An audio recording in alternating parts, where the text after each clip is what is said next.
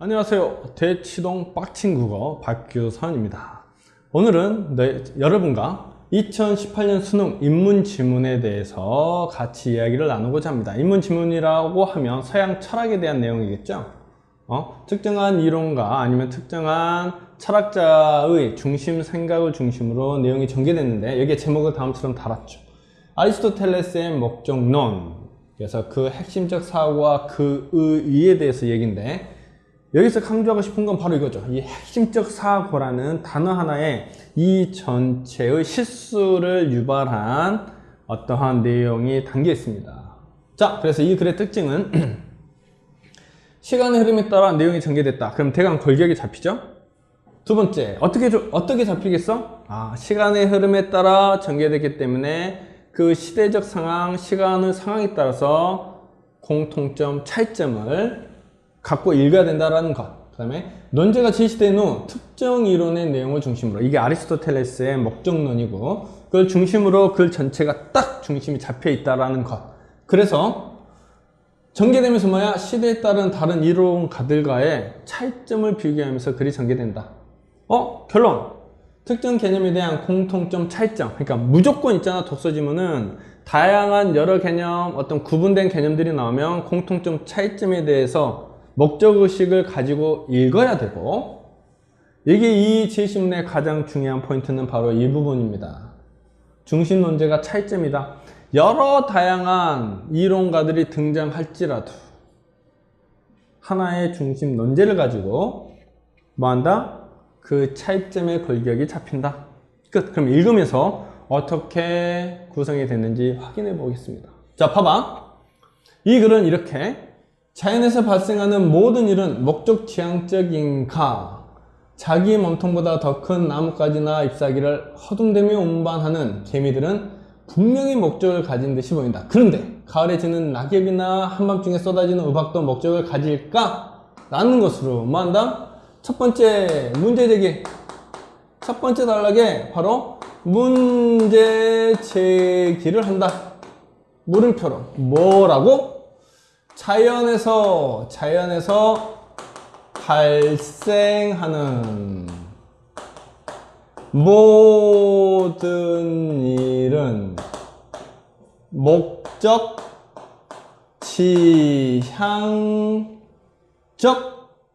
적까지 하면서 물음표를 딱 주는 거죠. 이 글은 이거에 대한 얘기다. 이 목적지향이란 게 처음부터 끝까지 중심축이야. 그러면서 자, 봐. 몸통보다 더 큰 나뭇가지나 잎사귀를 허둥대며 운반하는 개미들, 이거에 대해서 개미들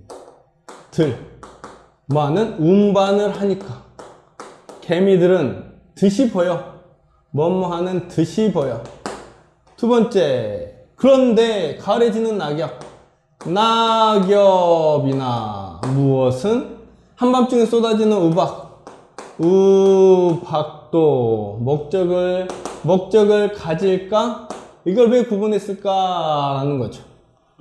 어떤 살아있는 생명체, 어떤 시간이나 어떤 특정한 시간에 내리는 어떤 현상에 대한 이야기로 딱 전체적인 자연에서 발생하는 모든 일의 유형을 다음처럼 사례를 주면서 다시 한번 말해 준 거죠.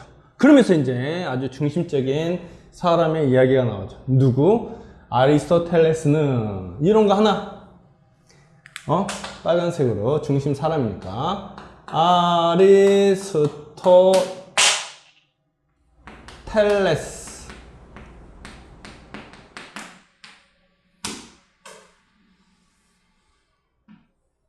아리스토텔레스는 모든 자연물이 목적을 추구하는 본성을 타고나며, 모든 자연물, 그래서 딱 특정하죠. 이걸로 하자. 1. 모든 자연물이 뭐 한다? 목적을 추구하는 본성. 목적, 추구, 본성을 가지고 만다? 타고난다. 태어날 때부터. 외적 원인이 아니라 내재적 본성에 따른 운동을 한다는 목적론. 뭐니? 외적 원인이 아니야. 딱 타고나니까. 외적 원인이 아니라 내재적 본성에 따른 내재적 본성에 따른 똑같은 말이죠? 내재적이라는 게 타고난 것, 아니 내재된 본성이라는 것이죠. 다른 운동을 본성에 따른 운동을 한다라는 것이고, 이게 목적론이야, 목적론. 그래서 이 사람이 말한 기본적인 건 목적론으로 이렇게 중심축이 딱 잡혀 있는 거죠. 그는 자연물이 단순히 목적을 갖는데 그치는 것이 아니라, 세 번째, 단순히 목적을 갖는데 아니라 뭐 갖는다? 목적을 실행한 능력도, 목적, 실행, 모두 능력도 타고나고, 그 목적은 방해받지 않는 한 반드시 실현. 뭐가 없는 한? 이 목적은 방해가 아닌 한 반드시 필연적으로 반드시 실현이 되고, 그 본성적 목적의 실현은, 본성적 목적의 실현이죠. 실행이니까 실현은 뭐한다? 운동 주체에 항상 바람직한 결과를 가져온다. 운동 주체, 자연에 발생하는 모든 것의 자연물의 주체, 운동 주체에 항상 뭐한다? 바람직한 결과.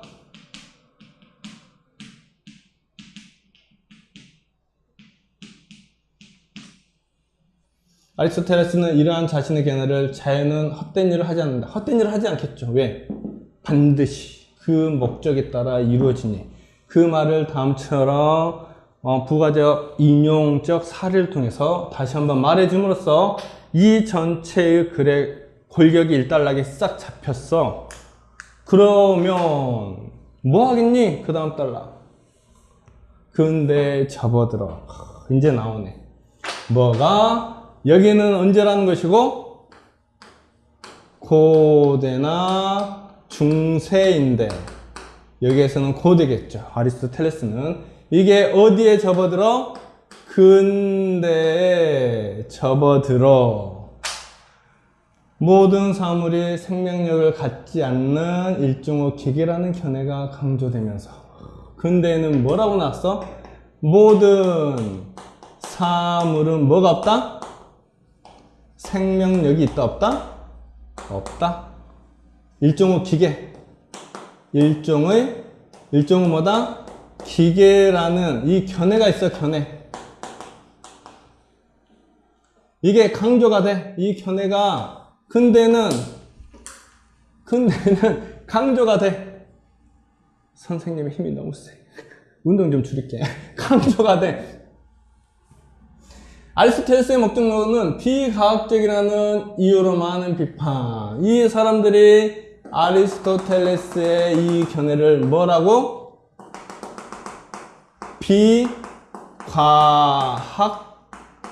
비과학적이라고 비판을 하더라. 비판을. 그럼 뭐겠니? 차이점이 딱 나오네. 여기는 뭐야? 기계다. 그럼 여기는 기계가 아닐 수도 있다. 이러한 내용이 아예 내재적으로 아예 글 안에서 전개상 나오지만 그냥 읽으면서 명확하게 표현된 내용으로 구분을 해보자. 봐봐.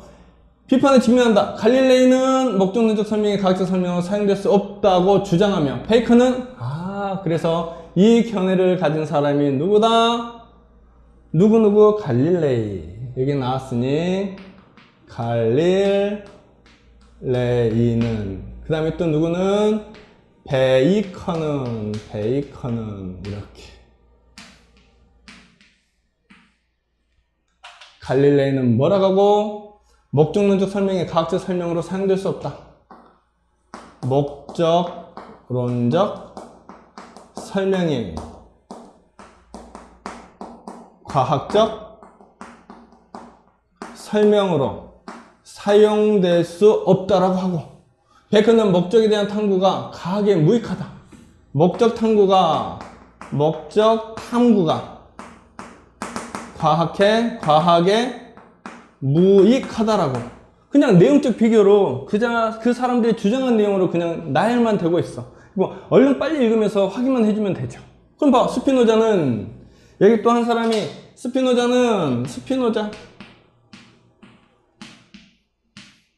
스피노자는 뭐 한다? 목적론이 자연에 대한 이해를 메고 간다.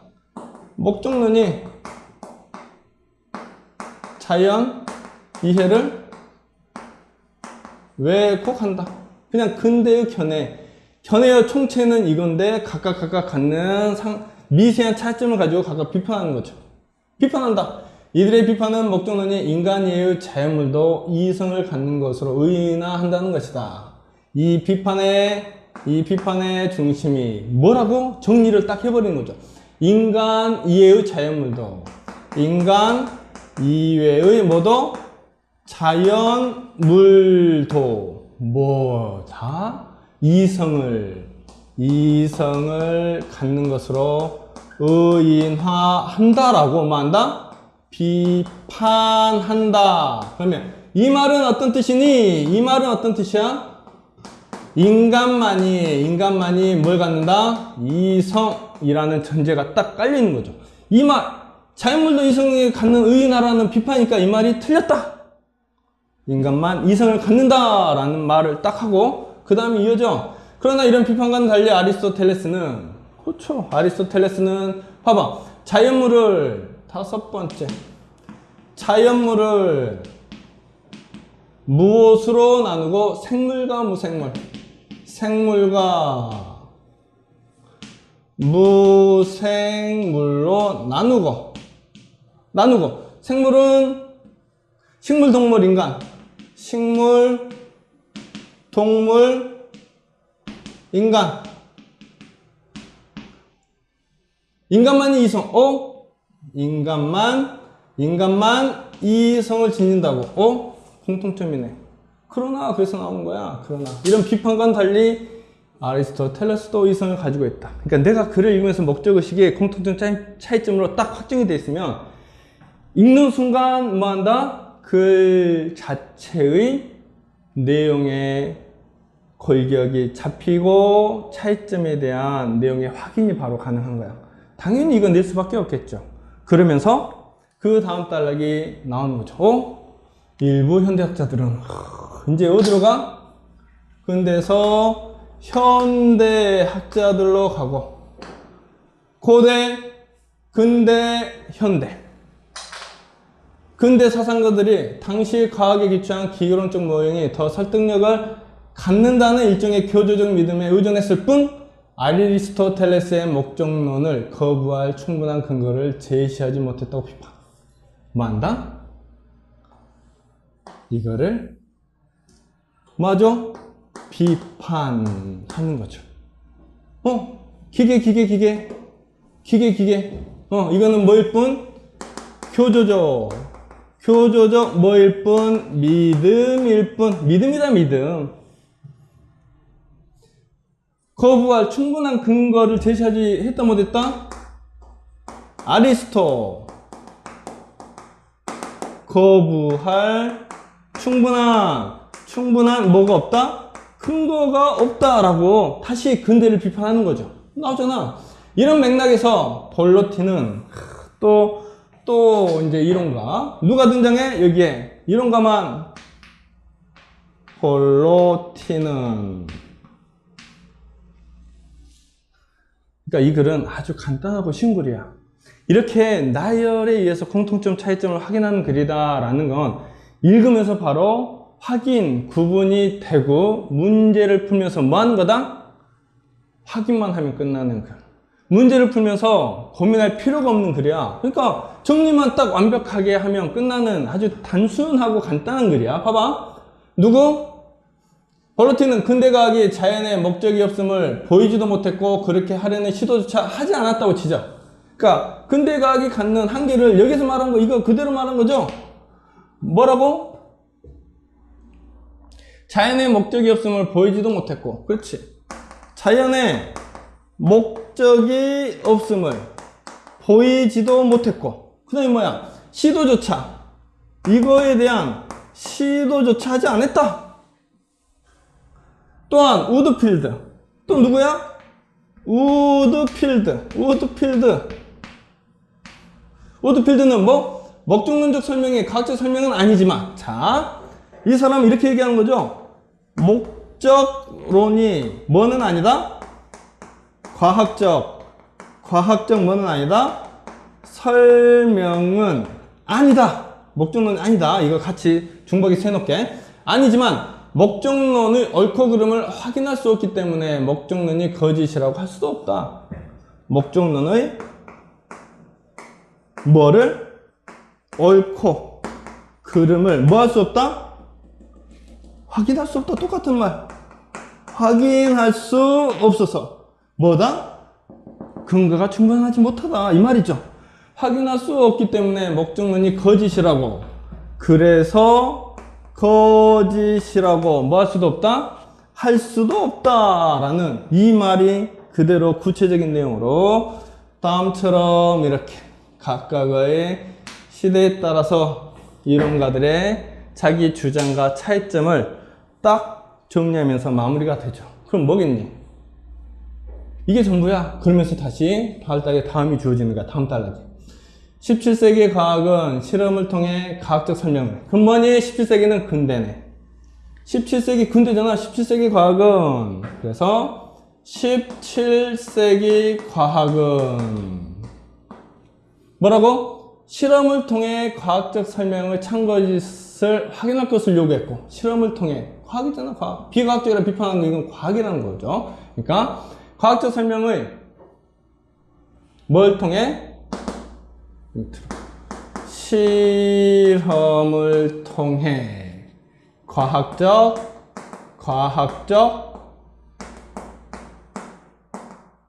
설명의 참거짓. 뭐 했다? 확인할 것 요구했고, 그런 경향은 생명체를 비롯한 세상의 모든 것이 물질로만 구성된다는 물질론으로, 생명체를 비롯한 뭐야? 세상의 모든 것, 세상의 모든 것이 무엇으로? 물질로만 구성. 물질로만 뭐라고? 로만 구성이 된다라는 물질론. 이게 뭐라고? 물질론으로 이어졌으면, 물질론 가운데 일부는, 그러네, 이 가운데 일부는 모든 생물학적 과정이 물리화학 법칙으로 설명된다. 모든 생물학적 과정이 뭐 한다? 물리화학 법칙으로, 물리나 화학 뭐로? 법칙으로 뭐 한다고? 설명된다라는 무슨 론? 환원론으로 이어졌다. 그러니까 뭐니? 끊임없이 어떤 내용에 대한 나열적 설명 전개. 이게 전부야. 그러니까 얼마나 문제가 간단하고 쉽겠니? 그러니까 이러한 지문으로 구성된 문제는 시간을 절약하는 문제인 거야. 그러면서 다음이 이렇게 이어지겠죠. 당연히 이렇게 이어지겠지. 하지만 아니 여기 이런 한원론은 살아있는 생명체가 죽은 물질과 다르지 않음을. 이 한원론은 뭐랑 똑같다? 살아있는 생명체가 뭐랑 똑같다? 죽은 물질과 똑같다. 살아있는 거나 죽은 거나 똑같다라는 그거 의미를 함축하고, 하지만 아리스토텔레스는, 여기 나왔네. 하지만 아리스토텔레스는 자연물의 물질적 구성 요소를 알면 그것의 본성을 모두 설명할 수 있다는 엠페도클레스의 견해를 반박. 여기에 누가 있었어? 엠페도클레스가 있는데, 이 사람의 견해가 무엇이다? 자연물의 물질적 구성 요소를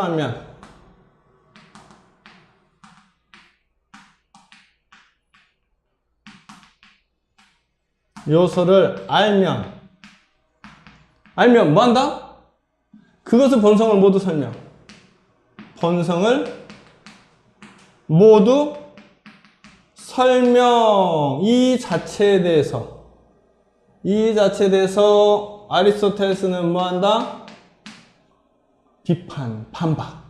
이 반박은 자연물이 단순히 물질로만 이루어진 것이 아니며, 그래서 이거에 대해서 뭐 한다? 반박한 내용이 다음이야. 그럼 이거랑 비교되겠지. 이거랑 비교하면서 나온 거기 때문에 뭐라고? 자연물이 단순히 물질로만, 자연물은 단순히 물질로만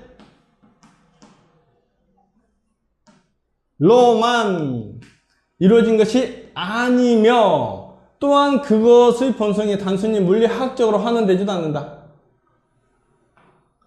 단순히 화학적으로 환원된다, 안 된다?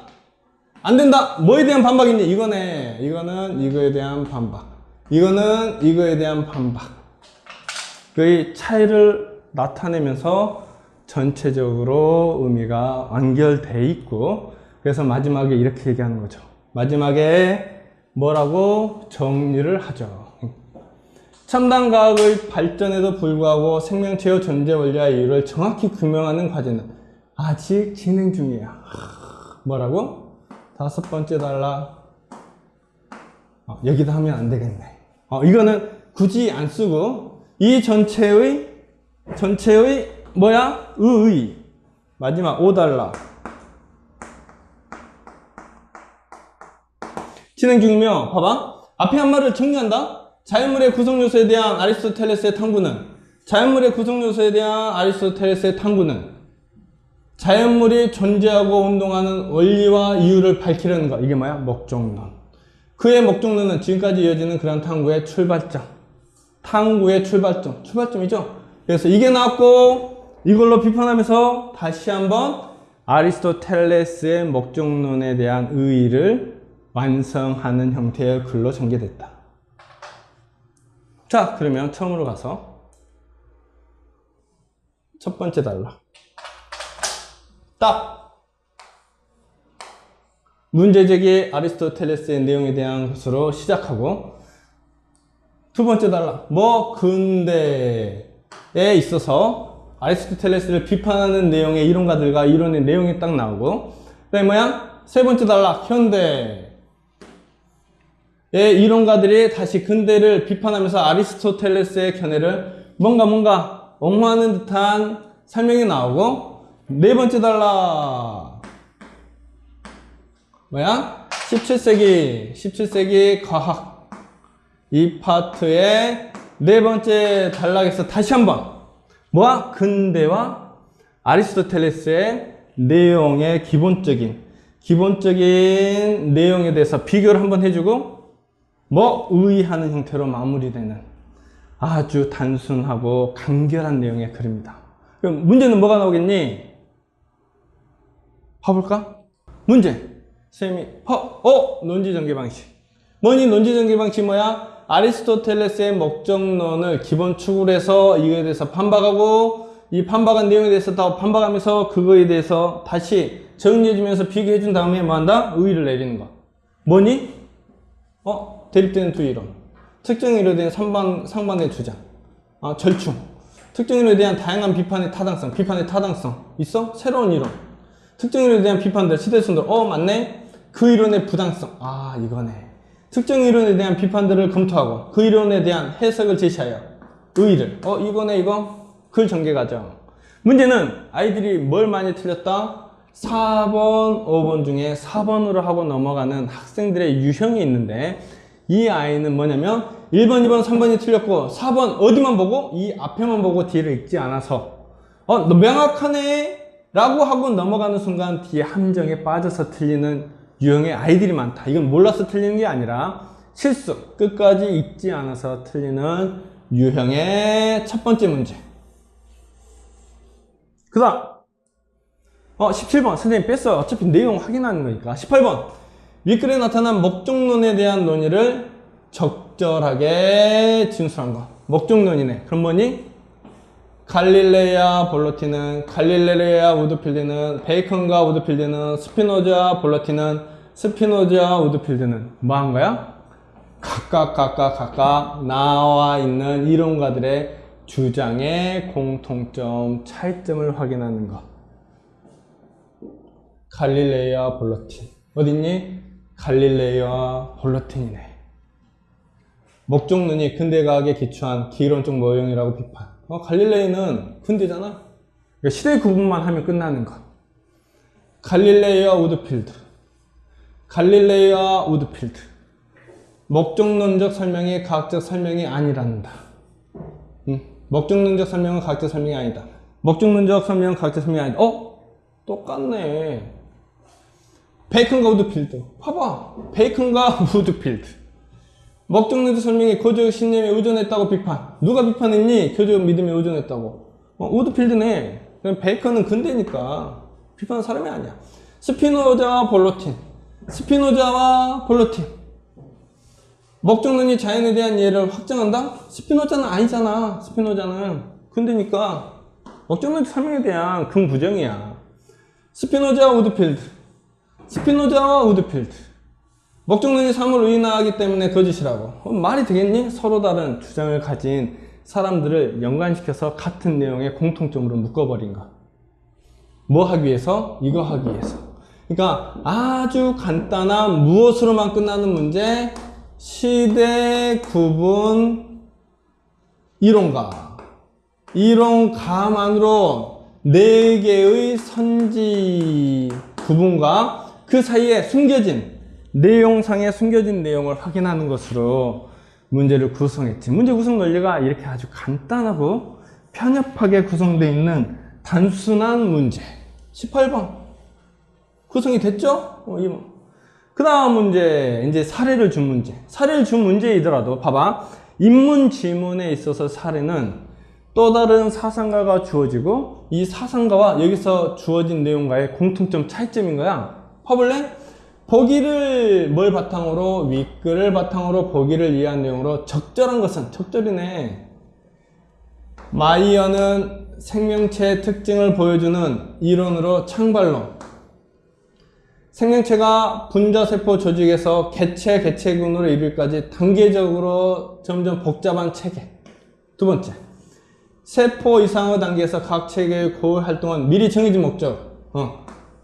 뭐라고? 미리 정해진 목적을 수행한다고 생각. 창발론은 복잡성의 수준이 한 단계씩 오를 때마다 구성 요소에 관한 지식만으로는 예측할 수 없는 특성들. 구성 요소에 대한 지식만으로 예측할 수 없는. 뭐니? 이 글은? 이거와 아리스토텔레스, 이거와 여기에서 말한 17세기 과학의 내용의 공통점 차이점이네. 이거 읽더라도 선지가 뭐가 구성될지 명확하게 확정이 되죠. 재시문 이해만 명확하게 구분할 줄 알면 이거는 읽으면서 확인하는 거야. 봐봐. 따라서 마이어는 여전히 생명체가 물질만으로 구성된다고 보지만 물질만으로 구성된다고 보지만 이거랑 똑같은 말이네. 물리화학적 법칙으로 모두 뭐한다? 설명되지 않네? 설명되지 않으네? 환원되지 않는단 말.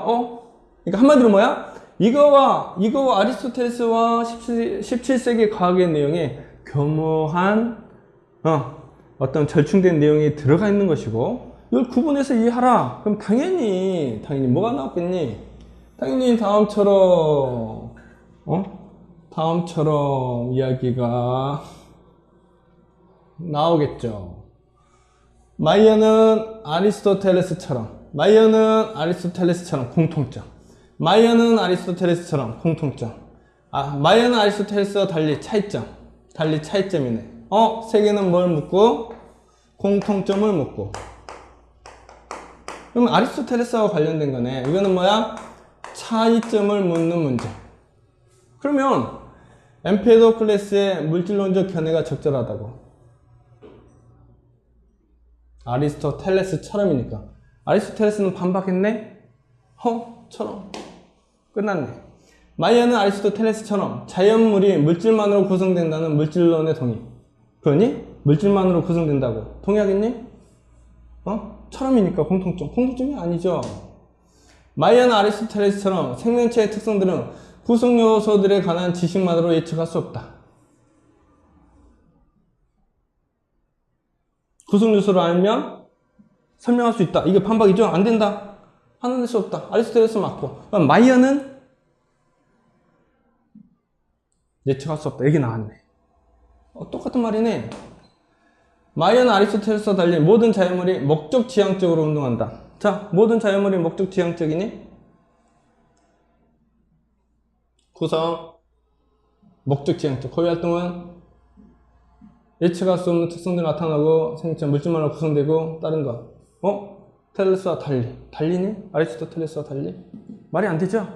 아리스토텔레스 목적 지향적이니까 이거는 말도 안 되는 달리란 말. 마이어는 아리스토텔레스와 달리 모든 자연물의 본성에 대한 물리학적 환원을 인정하겠군. 물리학적 환원 인정하니? 네. 설명되지? 않는다. 인정하지 않는다. 끝. 2번, 3번. 뭐? 제시문에 대한 명확한 구분만 해놓으면 확인하는 것으로 문제는 끝나고, 이 지문은 시간을 단축할 수 있는 간단한 형태의 지문. 그러니까 뭐냐면 어떤 내용을 구분하고 그거에 대해서 설명의 나열만 있는 지문은 너희들이 공부할 때 어떻게 접근을 해야 된다. 그렇게 구조적으로 구분하면서 읽고 내가 확인할 걸 미리 예상하면서 정리해두면 끝나는 거. 평상시에 그렇게 정리하는 연습을 할 것. 끝. 다른 공부.